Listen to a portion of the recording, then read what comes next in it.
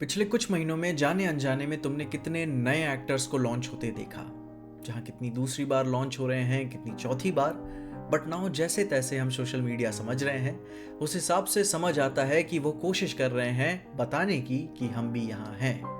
Where except few, most of this people are very well connected, well funded, well produced background से आते हैं, जिसकी वजह से चाहे तुम्हारा कंसेंट हो या ना हो, पर फिर भी ये तुम्हारी फीड में खुद का पीआर गेम स्ट्रॉन्ग करते नजर आ जाते हैं, जिससे पापराजीज दिहाड़ी कमा लेते हैं, यूट्यूबर्स वीडियोस बना लेते हैं और मॉडर्न मीडिया नेपोटिज्म का रोना गा के पैसे कमा लेती है।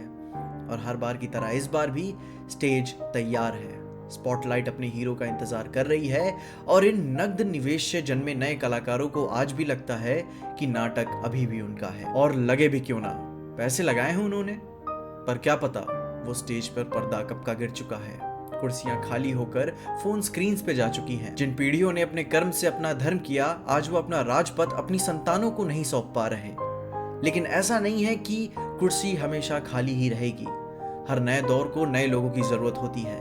जिन 4-8 लोगों को तुम लॉन्च होते देख रहे हो, उनमें से कोई एक ही खुद को काबिल साबित करेगा एंड बाकी सारे लोग 4-5 साल के ब्रेक पे चले जाएंगे, दुनिया घूमेंगे, नए लाइफ एक्सपीरियंसेस लेंगे, कुछ तो कुछ भी नहीं करेंगे और फिर एक कमबैक करेंगे थेरेपी के साथ इस बेनाम पे कि मैंने मेहनत की है और मैं अब वापस आ चुका हूं। जहां इस तात्पर्य की तुलना तुम इस भाव से कर सकते हो कि अगर तुम्हारी बेजिम्मेदार जिंदगी में जिम जाने के अलावा कुछ नहीं है तो बॉडी तो बन ही जानी है। अब देखो, it's not like I am being snarkish, this is honest sarcasm for the first class.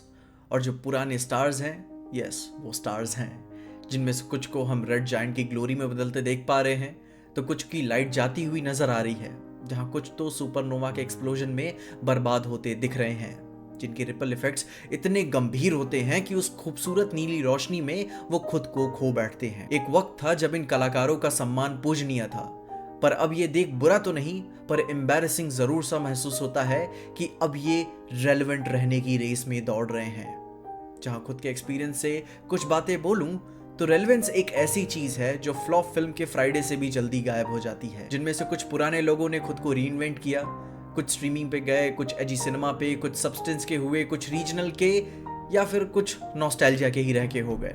काम कर रही हैं चीजें कुछ के लिए, पर इनमें से सबसे खराब प्रजाति उन कलाकारों की है जो अब बस सेलिब्रिटीज बन के रह चुके हैं और उन फर्स्ट क्लास के बनाए हुए नियमों में रह के रियलिटी शो में नाचने से लेकर अपनी ही सोशल मीडिया पे घिसे पिटे पीआर स्टंट्स करते हैं, वही घिसे पिटे फॉर्मूला को एम्बैरेसिंगली रिपीट करते हैं उस आकर्षण के आंचल में जाने के लिए जिसके अंदर से उनका पाखंड साफ नजर आता है। जिनमें अपना सबसे recent memorable example Urvashi Rautela है। And I am also guilty as hello.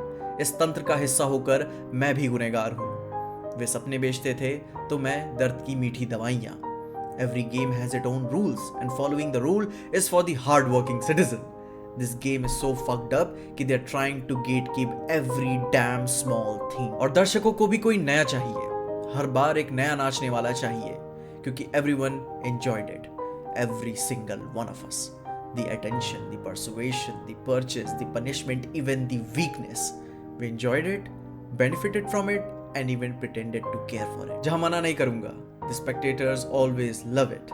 जिसमें तुम्हारी भी कोई गलती नहीं, सही नेतृत्व के ना होने पे माइक पे जो बंदा पहले बोलेगा तुम उसी की बात सुनोगे, उसके पीआर की तारीफ भी करोगे, उन्हें जज भी करोगे और फिर एक मौका मिलते ही मुस्कुरा के सेल्फी भी लोगे। इवन मैं भी लूंगा।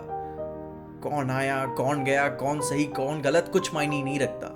ये गेम उन्हीं का है, गेम भी वही खेलते हैं, इसके हारने वाले भी वही और जीतने वाले भी वही। मायने बस यह रखता है कि क्या तुम इसका हिस्सा हो या सिर्फ इसे देख रहे हो, क्योंकि यह वह दौर है जहां समझदारी बस एक बहस बन चुकी है और अकल ने अपना आखिरी गीत गा लिया है।